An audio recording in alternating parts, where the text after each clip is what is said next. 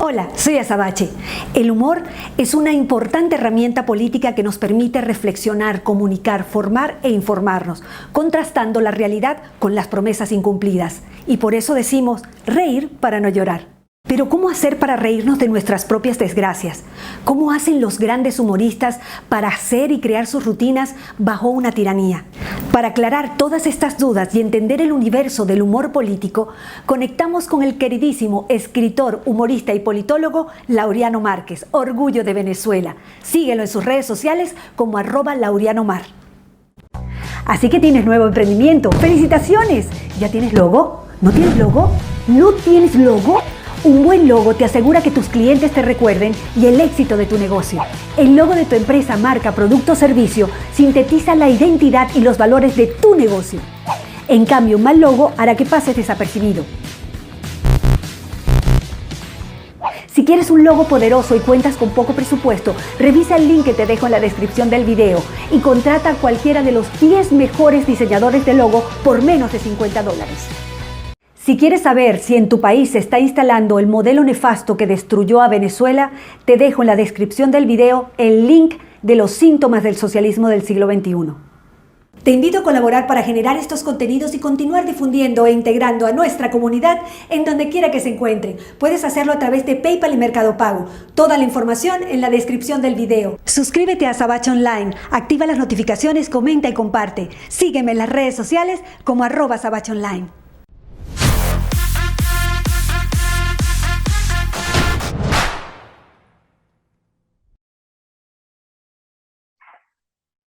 Bueno, mis guerreros de luz, ya estamos conectados con Laureano Márquez, si puedo decir, uno de los referentes del humor venezolano y ya mundial, porque estás por todas partes, Laureano, bienvenido, gracias por tu tiempo, por dedicarme este ratito a todos los guerreros de luz que te seguimos, que te admiramos, que te respetamos. ¿Cómo estás?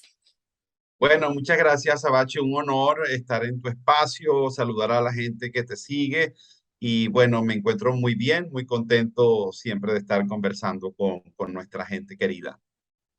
Mira, sé que estás de gira, en este momento, donde Sí, estamos grabando, en este momento estás de gira por todas partes, de hecho estuviste aquí en Buenos Aires, y te quiero contar que la intención de este espacio es hacer un crossover. Tú dirás, ¿un crossover en Argentina? Sí, un crossover en Argentina, porque muchos de nuestras estrellas, como tú, como mucha gente valiosa de nuestro medio artístico, no es conocido dentro de Argentina, sino dentro del nicho. Y gracias a que, bueno, yo fui, creo que una de las primeras que puse la bandera venezolana acá, si bien no soy lo famosa que era en Venezuela, soy muy prestigiosa y mi idea es que te conozcan los argentinos, porque no se pueden perder a Laureano Márquez. muchas gracias, muchas gracias. Bueno, bueno, lo primero que quisiera yo decirle a los argentinos es darle un mensaje de gratitud, porque tenemos que ser muy agradecidos por tanta amabilidad, receptividad que han tenido para nuestra gente, que se ha visto obligada a emigrar a muchos países, entre ellos a Argentina. Y siempre es de agradecer que nos traten, nos reciban, nos den afecto y respeto. Eso es una cosa maravillosa. Es muy grande, es muy grande. Y bueno, entrando en materia, Laureano, yo yo sé que el humor es una herramienta maravillosa, ¿no? Para cuando hay tantas crisis, porque estamos en medio de crisis global, no Sí. solamente venezolana, nosotros venimos como bien golpeados, ¿no? Venezuela, la pandemia, esto, estamos como golpeados por todos lados. Pero yo te quiero preguntar, ¿cómo se hace para hacer humor de todo esto? O sea, ¿cómo aprendemos? Tipo tutorial. Porque Ujú. si bien nosotros el venezolano tenemos esa chispa y de todo nos reímos, pero hemos sido muy golpeados. ¿Cómo aprendemos a reírnos de nuestras desgracias? Bueno, mira, Azabache, yo pienso lo primero que el humor es un rasgo distintivo del ser humano. Nosotros somos el único animal que ríe y cuya risa está en una conexión con lo que se piensa, con una articulación de ideas en el cerebro, porque se ha dicho de otros animales que ríen, que la hiena ríe o que las ratas incluso ríen, pero la risa como acto intelectual es propiamente humano. La risa es un acto de sanidad espiritual, es un estímulo de autocorrección. La risa te examina a ti, te hace ver tus lados débiles y sobre todo tomar conciencia de tus limitaciones, tanto en el plano individual como comunidad, como colectividad. De la risa creo que nos ayuda a ver las cosas, nos ayuda a pensar las cosas, nos ayuda a tomar conciencia de ellas. Por eso es que uno ríe en los momentos de desesperación, porque cuando la gente está desesperada, quiere entender la causa, el motivo de su desesperación. Y la risa tiene, el humor tiene un contenido analítico. Lo decía muy bien Aquiles Nazoa, que yo lo cito hasta el cansancio en su definición de humor, cuando él señalaba que el humor es una manera de pensar sin que el que piense se dé cuenta de que está pensando. Es decir, pareciera que el humor no es pensar porque uno está riendo, pero sin duda es una estructura analítica del pensamiento. Y esa es su ayuda. Esa es su ayuda frente a las cosas difíciles de la vida, a los agobios de la existencia, a los miedos, porque el humor también es un mecanismo, es un instrumento para vencer el miedo. Así es. Sabes que, oyéndote, cuando salí de Venezuela, eh, viste, cuando conoces la fama en su máxima expresión y aprendes a ser completamente anónima. A mí me tocó trabajar con muchos humoristas, estandoperos, y un día hablando con ellos, me comentaban, ¿no? Que ellos se sentían muy agradecidos porque mientras más mal les iba en la vida, mejores monólogos tenías para contar. Y entonces yo me quedé pensando, ¡epa! Yo soy venezolana, ¿verdad? Nos ha pasado de todo, de todo. Y Sí. ahí yo sé que estudiaste ciencias políticas. ¿Cómo se conjuga? ¿Cómo puedes hacer humor político y además dejar una reflexión? Te digo esto porque yo tengo mucha admiración por ti. A mí me gusta mucho cómo llevas en el escenario la reflexión, la inteligencia y dejar un pensamiento, ¿no? Que, o sea, que uno no solamente se ríe, lo disfruta, sino que te llevas algo de esa presentación y tú tienes ese don o conocimiento.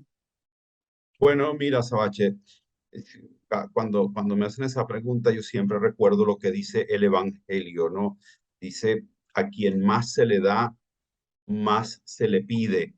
Y yo he tenido la suerte de recibir muchísimo, recibir, por ejemplo, educación en la Universidad Central de Venezuela, de profesores eminentísimos en materia de ciencia política. Entonces, claro, cuando tú has ido recibiendo todas esas cosas, eso va marcando tu existencia y te va comprometiendo también. Cuando yo hago humor político, también lo hago desde la premisa de todas las cosas que yo aprendí en la universidad. Es decir, yo intento que el humor político que hago también sirva a la gente como para reflexionar, para pensar el camino. La política muchas veces goza de mucho desprestigio. La gente dice, "Ah, yo no soy político, a mí no me gusta la política, yo no creo en la política", y yo trato de influir en la gente para que ame y respete la política, porque la política es lo que tiene que ver con los asuntos de todos. Uno no se puede sustraer a la política. El acto de sustraerse a la política es también un acto político. Si tú no acudes a votar, también estás enviando un mensaje político. No es que te lavaste las manos y te desentendiste. No, eso también es una acción. Entonces, cuando la gente se aparta de la política o no le interesa la política, en esos casos suele interesarse por la política la peor gente, porque si la gente buena se retira y guarda silencio y no actúa en política, los oportunistas demagogos van a hacerlo, porque a ellos están esperando justamente que tú no participes, que tú no tengas opinión. Entonces es muy peligroso, porque eso lleva muchas veces a los gobiernos de los países a las peores personas. Y Sí. nosotros tenemos que tratar como ciudadanos primero de tener sistemas democráticos en los que podamos elegir, pero también de preparar a nuestros pueblos educarlos para que sean más inteligentes, para que sean más asertivos en sus decisiones políticas. Y el humor es uno de sus instrumentos para educar políticamente a la gente. Es maravilloso lo que dices y eso me lleva a otra esfera muy importante, ¿no? El papel del artista en llevar ese conocimiento. Te digo esto por lo siguiente, o sea, nosotros hemos vivido el socialismo del siglo XXI, tenemos una tiranía, siempre lo aclaro, en Venezuela no hay república, no hay Estado de Derecho, no hay poderes independientes, no existe la democracia y lamentablemente nuestro voto no vale porque no está la estructura. Pero siempre me doy cuenta, Laureano, de que solo se está dejando, porque se ocupan de ello, estas tiranías, de dejar un lado de la historia que ellos quieren contar. Y entonces ahí es donde yo veo que los artistas tenemos de verdad un gran compromiso de los que hacen humor hablar, de los que hacen monólogo hablar, de los que escriben hacer libros, contar películas, guiones, pero no debemos dejar que quede solo un lado de la historia, porque ellos ponen mucha plata para que esto ocurra. Eh, pero eso como que yo siento, ¿no? En nuestro gremio, que no se termina de asimilar la importancia que tiene el compromiso del artista. ¿Qué piensas? Bueno, sí, yo estoy completamente de acuerdo con tu afirmación y creo que sin duda algunos de los artistas también somos ciudadanos porque muchas veces, yo recuerdo que a mí alguien me reclamaba alguna vez cuando estaba en desacuerdo con lo que digo, Ajá. que los artistas no debemos meternos en política y los Mm, artistas somos tan ciudadanos como el resto claro. y es decir, creo que fue, no sé si fue un religioso ahora, no sé si fue el obispo Desmond Tutu que dijo, cuando en una situación de injusticia tú guardas silencio es porque estás del lado de quien oprime, de quien abusa. Entonces, yo creo que es imposible no hablar y desde lo que a uno le toque, pues el que canta con sus canciones, el que hace humor con su humor, el que pinta en sus cuadros. Es decir, Claro. no significa esto que tengas que ser panfletario. Es decir, opinar en política puede hacerse desde un altísimo nivel, desde una calidad extraordinaria. Y siento que muchas veces lo que sucede en los regímenes políticos autoritarios que quieren contar un solo lado de la historia es que les molesta mucho cuando los artistas tratan de contar otra versión, porque su existencia, la de estos autoritarios, depende de que nadie conozca otra historia que la historia oficial. Y los artistas contestatarios o los artistas críticos contradicen la historia oficial con el agravante de que los artistas siempre tienen muchos seguidores y gente que les admira y tienen mucha fuerza el contenido que producen. Entonces, claro, eso molesta a los gobiernos y tratan de asustar, tratan de perseguir a los artistas, tratan de amedrentarlos. Eso ha sucedido siempre a lo largo de la historia universal. Sucedió en la Rusia de Stalin, en la Alemania de Hitler, en la España de Franco, en la Italia de Mussolini, en la Cuba de Fidel, en la Argentina de las dictaduras, en Sí, la Venezuela actual. sí, Entonces, es una manera de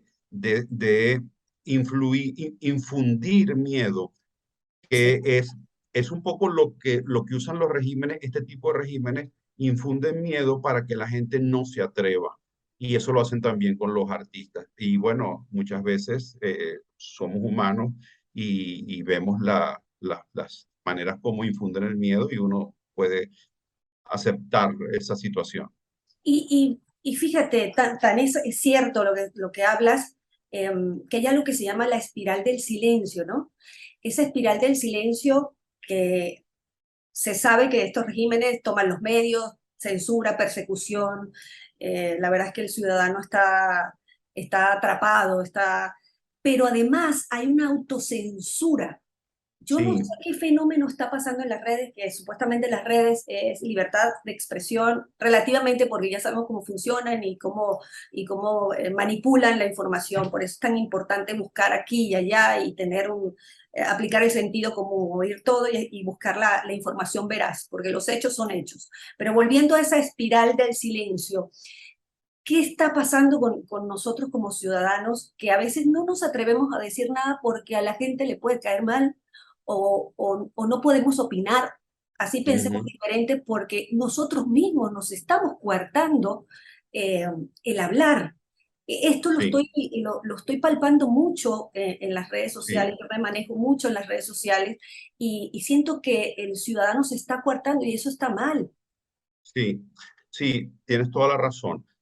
Yo creo que yo pondría, diferenciaría dos cosas, ¿no? Un poco lo que sucede en los regímenes dictatoriales, estilo el que padecemos nosotros los venezolanos, donde, bueno, todo está diseñado para que tú, o sea, mira, ahorita están cerrando emisoras en Venezuela, emisoras de radio, de cada semana 4 o 5 emisoras. Creo que en este mes llevan como 40 emisoras que han cerrado en todo el país.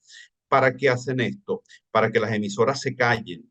Eh, y las emisoras tienen que hacerlo. ¿Por qué tienen que hacerlo? Porque es que si no las van a cerrar. Entonces, tienes que buscar medios inteligentes para hablar. Por ejemplo, a mí cuando me llaman a una entrevista de radio en Venezuela, las primeras cosas que me dicen es, ok, Laureano, acuérdate que no puedes hablar de dictadura, acuérdate que no puedes decir que Guaidó es presidente, acuérdate que no puedes decir que Maduro es tal cosa. Es decir, me dan como una lista de cosas que no puedo decir. Sí, Y yo eso lo entiendo absolutamente. Lo entiendo en el sentido de que si dices eso van a cerrar la emisora. Y tú tampoco puedes jugar a que te cierren porque entonces nos quedamos sin todas las emisoras. Es decir, hay una diferencia entre ser valiente y ser temerario. Tenemos que ser valientes, pero no podemos ser temerarios en el sentido de propiciar nuestros propios cierres porque entonces nos quedamos sin los canales de expresión. Cuando hay dictaduras, el humor y cualquier forma de comunicación tiene que volverse mucho más creativa para decir las cosas que tiene que decir violando la censura. Es una cosa.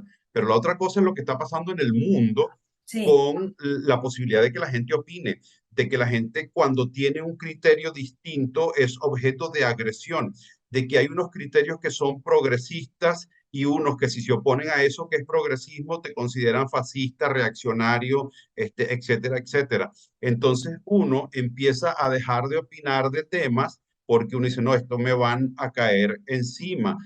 Si uno hace algún comentario, por ejemplo, por poner un tema contra el feminismo extremadamente radical, uno claro. no dice nada. Es más, este mismo comentario que estoy haciendo seguramente ya pone, sin que yo haya emitido ningún juicio, pone a mucha gente en alerta. Ah, como que es antifeminista. Y, por ejemplo, yo no soy antifeminista, yo soy un luchador, o sea, por los derechos de la mujer, que creo además que han sido sistemáticamente violados a lo largo de la historia universal. Pero entonces también hablo de lo que sucede en Irán con esta señora que mataron porque no tenía el velo puesto correctamente y ha desatado una ola de protestas en Irán y a veces veo que la gente que defiende esos derechos en el resto del mundo va y se calla con el caso de Irán porque Irán ha sido un aliado de algunos sectores progresistas de los países europeos. Entonces, jugamos todo como un juego en el que las cosas son buenas si pasan aquí, no son tan buenas si pasan en el otro lado. O sea, cuando una cosa está Está mal. mal en Irán, está mal en Madrid y está mal en Buenos Aires, está mal en todos los lugares. No podemos usar estos criterios como de conveniencia cuando se está violando los derechos. Entonces, hay temas que entonces uno empieza como a callarse, no, yo no voy a hablar de esto porque esto me va a generar 40.000 insultos en las redes y ay, hoy como que no tengo ganas de ser insultado, entonces me callo, ¿no? Ajá, ¿y qué pasa? Y ahí hay un paréntesis. ¿Y qué pasa en el escenario? Porque esa es otra, ¿no? Con esta agenda de que no puedes decirle negro, negro, ni gordo, gordo, ni feminista, ni gay, ni nada. Yo sé que tu humor es otra cosa. Ujú. Pasa por el conocimiento y cómo aplicas tu conocimiento en el monólogo. Pero hoy los humoristas están como un poco cerrados para hacer Sí, reír. Sí, Coméntame sí. esto. Ujú. Bueno, Azabache, yo creo que o sea, yo creo que el mundo se está volviendo en términos de opinión, o sea, es una cosa curiosa y contradictoria. Tenemos cada vez más medios, es decir, que uno podría decir que la comunicación se ha democratizado, pero por un lado se democratiza y por otro lado se vuelve autoritaria. Entonces, una de las cosas que temo es que nosotros estemos marchando hacia un mundo, ya no hablando concretamente de dictaduras, sino a un mundo globalizado donde la libertad se vaya perdiendo, la libertad de criterio, la libertad de opinar sobre ciertas cosas, ¿no? Entonces, bueno, en el caso del humor particularmente, eso se siente mucho porque la gente se ha vuelto intolerante con el humor. El humor es una autocrítica. Por supuesto que yo no soy de los que piensa que el humor no tiene límites. Yo creo que cada uno de nosotros, yo por ejemplo manejo unos límites. O sea, yo respeto la diversidad sexual, a mí eso no me parece un tema. Yo tengo límites con las creencias religiosas de la gente. Eh, yo tengo un montón de límites que me he trazado y que los trato, y que trato de respetarlos, porque además creo en eso, ¿no? Creo en los derechos de la gente. Y, pero uno siente que cualquier comentario, o sea, hemos perdido en el humor eso que llamaban los latinos el animus jocandi, que es el ánimo de juego, es decir, el humor, en el humor jugamos también, es decir, transformamos nuestras discrepancias en un juego crítico que nos permite decirnos cosas que evitan que nos golpeemos, que evita que nos asesinemos, sino que decimos las cosas como una manera de decir nuestras opiniones de una manera no agresiva. Y yo creo en ese sentido que el humor no es agresión y no debería ser agresión tampoco, ¿no? Y no debería ser burla tampoco. El humor, a fin de cuentas, tiene que tener una profunda carga de amor. El humor, como decía un escritor venezolano, José Ignacio Cabrujas, es una extraña, particular manera de amar. Ay, qué hermoso lo que dices, Laureano, qué hermoso. Wow. Gracias. Me eriza la piel porque es cierto, es cierto. Eh, Mira, yo sé que estás en una gira maravillosa. Este programa es grabado, pero yo quiero que, hablando de todo esto, ¿no? De cómo está el mundo, que el mundo hoy se debate, y esto es una opinión personal que me he formado por los hechos, ¿no? Que lo que está en juego justamente es qué mundo vamos a aceptar, o es la libertad o es la opresión. Y ahí es donde nos tenemos que definir. Ni siquiera te estoy hablando de ideologías, estoy hablando de que uno hoy tiene que saber de qué lado se coloca. Y existe mucho miedo a todo lo que pasa. Y justamente tu gira, tus monólogos, van referente al miedo. Cuéntame qué estamos viendo en el escenario y el miedo con Laureano Márquez. Bueno, yo creo que el miedo es una sensación angustiosa y angustiante que ha acompañado al ser humano a lo largo de su historia, que produce en nosotros unas sensaciones terribles, de ansiedad, se acelera tu ritmo cardíaco, se estresa tu organismo, se te pone la piel de gallina, los esfínteres se aflojan, pasan un montón de cosas durísimas con el miedo. El miedo tiene, sin duda alguna, un componente de auxilio al ser humano. Gracias al miedo, el Homo sapiens sapiens y el resto de los animales ha sobrevivido porque te da una energía de defensa y evita que tú pongas en peligro tu vida o puedas defenderla. Pero el miedo también puede transformarse en algo patológico que te frena, que te limita, que te impide ser feliz. El miedo puede ser también un instrumento utilizado por los regímenes políticos para eliminar la esperanza, para que la gente se resigne y entonces se calle y se aguante y sufra. Entonces, el miedo tiene un montón de aristas que vale la pena analizar, sobre todo para no perder de vista que nosotros que estamos aquí en una oportunidad única que nos ha brindado el universo y la eternidad para encontrar nuestro rumbo y nuestro destino.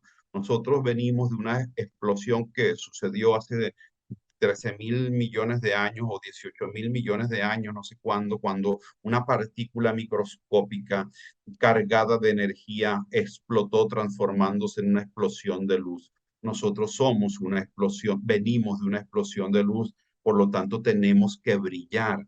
Y muchas veces el miedo nos impide brillar. Entonces debemos brillar, tenemos que brillar. Y para ello tenemos que ir venciendo los miedos cotidianos que nos frenan y que nos impiden la felicidad. Ser felices es nuestro motivo de existencia, el asombro que causa estar aquí. Azabache, pues, estamos aquí tú y yo y están todos los que nos están escuchando y no estamos en la nada absoluta, que es lo que es más lógico. O sea, la nada que es tan inmensa. ¿Por qué estamos aquí y no en la nada? Hemos sido dados a la vida y además a un tipo de vida inteligente y reflexiva. Entonces, seamos inteligentes, seamos reflexivos, seamos amorosos, porque lo contrario del miedo es el amor. Cuando tienes amor, puedes vencer un montón de cosas. Entonces nosotros tenemos que convertirnos en seres que encuentran su rumbo, su destino, su don, eso que llaman los anglosajones su gift, porque muchas veces muchas personas se van del mundo sin siquiera haber descubierto su don y cada uno tiene el suyo y debe brillar con él. Así es. Y te pregunto, Laureano, debes estar lleno de amor con lo que me estás diciendo, pero ¿tienes algún miedo? Sí, sí, muchísimos miedos. Bueno, yo por ejemplo comento algunos en mi monólogo por ejemplo, una de mis fobias más paralizantes que yo he vivido en mi vida, es curioso, y lo pongo porque parece insólito, es la glosofobia, que es la fobia a hablar en público. Ese ha sido uno de los mayores miedos que yo he sentido en mi vida. Entonces es una cosa curiosa porque eso a mí en la adolescencia me paralizaba. Yo en las clases que había exposiciones, se me iban los gallos, no podía, no me concentraba, no articulaba las ideas. Era terrible. Y fíjate, la vida es curiosa y misteriosa. Me ha colocado en un lugar en el que mi trabajo es hablar. Entonces, y hablar en público. Entonces, yo soy la prueba viviente de que los miedos pueden ser dominados y domesticados. Ay, qué hermoso, me encanta lo que acabas de decir porque es verdad. Yo también tengo miedo al escenario y llevo un carrerón de, de vida artística, pero te juro que antes de subirme a cualquier escenario, yo creo que con la edad hay como mucho más responsabilidad, sientes mucho más nervios, Sí, trabajas mucho para ese pequeño momento que, bueno, que es claro, tan gratificado, ¿no? Con el aplauso de la sí, gente, pero sí, yo tiemblo, eso nunca se me ha quitado, sí, no se me quitará jamás, así que me siento muy, jamás. muy identificada contigo. Sí, Mira, sí. Laureano, ahora pasando un poquito, yo quiero saber tu visión de Venezuela. Eh, tú has sido un luchador de nuestro país, una voz. ¿Cómo ves a Venezuela? ¿Venezuela se arregló? Mm, Mm. Bueno, yo pienso que Venezuela no se puede arreglar mientras, mientras haya un régimen político como el que nosotros tenemos, que es un régimen empobrecedor. Es un régimen que persigue a la gente, es un régimen que no es democrático, es un régimen que tortura, que viola los derechos humanos. Entonces no puede haber un arreglo en un país donde sigan pasando esas cosas. Otro asunto es que la gente, frente a una adversidad tan grande, que ya la gente intuye que se va a prolongar en el tiempo, haya decidido, bueno, me voy a concentrar en hacer lo mejor que sé hacer y hacerlo bien. Y en eso está muchísima gente en Venezuela, tratando de, bueno, de aguantar, de resistir, de sobrevivir, de producir, de crear, de tener emprendimientos. Y eso a mí me parece respetable y loable, porque eso tiene un mérito extraordinario, porque es gente que lo está haciendo con decencia, con trabajo, con esfuerzo y con ingenio. Entonces, para mí son dos cosas diferentes. Son una gente que está trabajando por el país en su acción de cada día, y eso hace que mejore ciertas cosas, que mejoren ciertas cosas dentro de un barco que está empeorando porque todavía no ha podido deslastrarse de una serie de limitaciones políticas que, bueno, que son terribles. Y eso, una cosa no anula, es decir, el trabajo de la gente no significa que eso no tenga valor. Eso tiene un valor extraordinario y eso es loable. Y la gente lo está haciendo dentro y fuera de Venezuela. Y en ambos casos, ese es el componente de avance que tiene el país. Sí, yo siempre digo que Venezuela, el corazón, Venezuela ya es un gran país a nivel global porque estamos en todas partes y también estamos adentro y yo comparto tu opinión. Tal vez soy crítica a algunos influencers que es como que una matriz de opinión que quieren instalar de que Venezuela se arregló y eso pisa las denuncias que llevamos muchos años por crímenes de lesa humanidad. Entonces yo entiendo todo eso, pero también no hay que olvidar que nuestro país no tiene libertad y que hay mucha gente sufriendo, porque el tiempo en Venezuela se cuenta en vidas perdidas. Entonces hay Claro. que seguir el verdadero equilibrio para seguir las denuncias y también respetando la posición de los venezolanos que están adentro. Así que comparto muchísimo, muchísimo tu opinión, Laureano. Se me está yendo el tiempo, pero yo quiero, antes de que te vayas, que le des un mensaje a los venezolanos, a la gente de toda la región que te ama, que te quiere, y por supuesto redes sociales donde te encontramos para que todos se conecten contigo.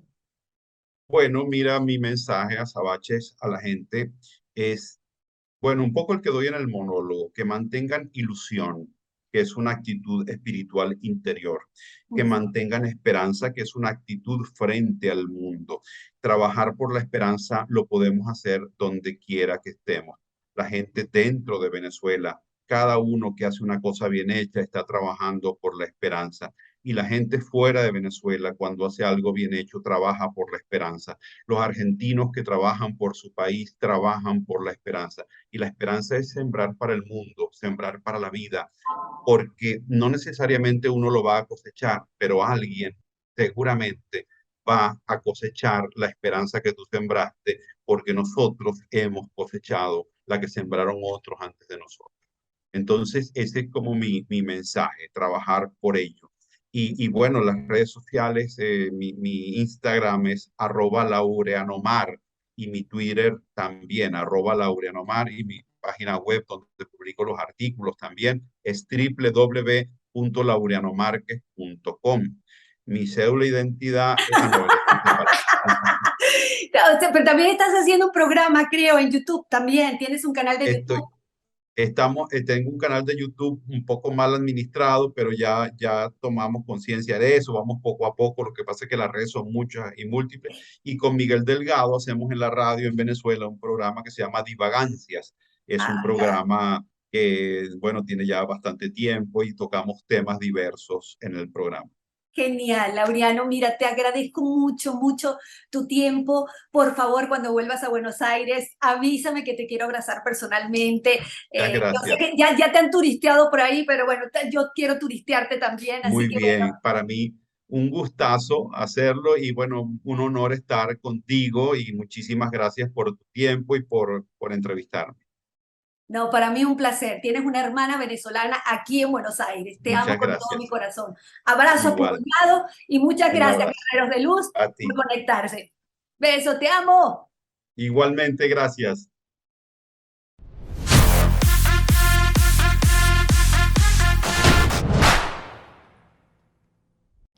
Es cierto que gran parte de la población venezolana decidió y merece seguir adelante, pero nada de eso borra los hechos. Se puede ser apartidista, pero no se puede ser apolítico. Si la gente de bien no se mete en la política, la gente de mal lo hará.